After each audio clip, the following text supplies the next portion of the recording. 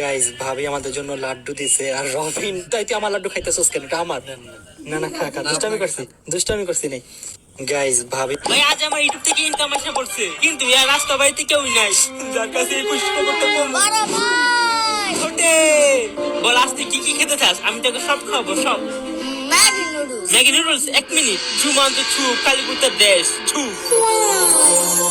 চল চল ম্যাগি বানাই। ভাই লোক, ম্যাগি বানানোর রেসিপি তো আমাদের খানদানি রেসিপি। আমার বড় আব্বার আব্বা, বড় আব্বা দাদা, দাদা ছিল আমার আব্বা, তারপরে আমি, তো সবকিছু আগের মতোই, কিন্তু মশলাটা দিয়ে তার উপর 2 চামচ গরুর দুধ দিয়ে দিলেই হয়ে যাবে আমাদের খানদানি সিগারেট রেসিপি। ভাই লোক, আমাদের বাড়িতে দুধ ছিল না, তাই পানি দিয়ে দেখিয়ে দিলাম।